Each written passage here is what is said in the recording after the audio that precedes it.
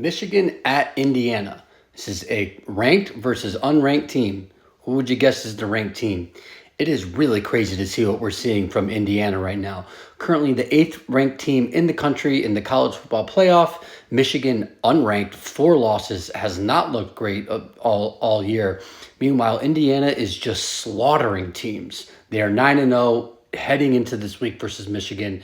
This is really kind of crazy to see. On top of that, Vegas has kind of finally caught up with them. Indiana is now 14-point favorites over Michigan this weekend. Like, going into the season, trying to comprehend this game with these records and what the line on the game would just be, I would have said you are full of shit. And that's where we are. It's really insane. So let's break down the game a little bit here. We'll see what Curtis Rourke is, if he's going to be available for the game. It seems like he is. That would obviously be huge for Indiana. They'll rely on him a lot. He's been spectacular this year. He looks like his version of himself when he was at Ohio like 2 years ago when they were winning all the time. He looks like that version of himself. And Indiana looks like to have some explosive dudes out wide that can really beat you. So this offense looks like a fantastic offense. Now, what everyone is pointing to, and everyone looking at the rankings and how to evaluate Indiana is, well, they haven't really played anybody.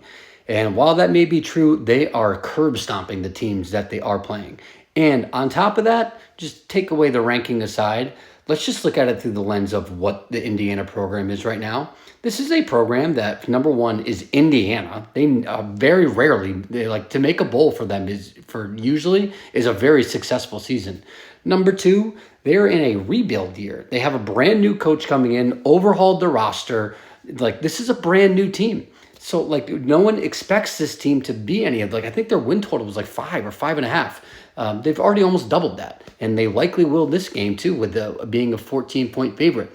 So, like, all the credit in the world to Coach Cignetti and what he's done with this Indiana program. They have found themselves to be 14-point favorites over Michigan in Week 11. Now, on the Michigan side, can they get anything going on offense? The offense has been a thorn in their, how do you say it? Like a thorn in their side for them all year. They have not been able to do anything. Khalil Mullings has been like good. He's been their really only big threat outside of Colston Loveland, but that's really it. They chuck the ball to Colston Loveland and hope that that's enough to move him down the field. There's not really a lot of dynamics running here. Like, we'll see if it's going to be Davis Warren, Alex Orji. Like, what quarterback are we seeing here? I think it's going to be Davis Warren. He probably provides them the best passing opportunities, but still, he's not really all that impressive.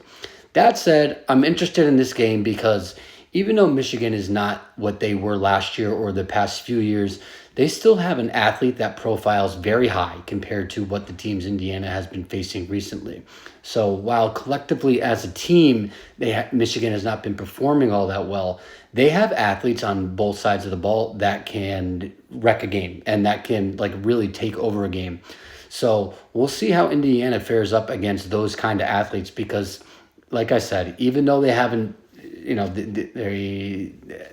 they've not been playing good competition, and Michigan's not all that great, this is going to be their hardest competition to date.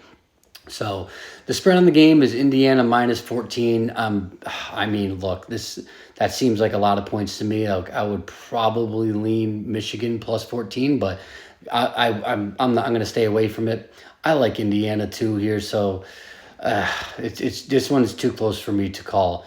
So I'm just excited to watch the game. Follow Big Body Ball CFB on all socials.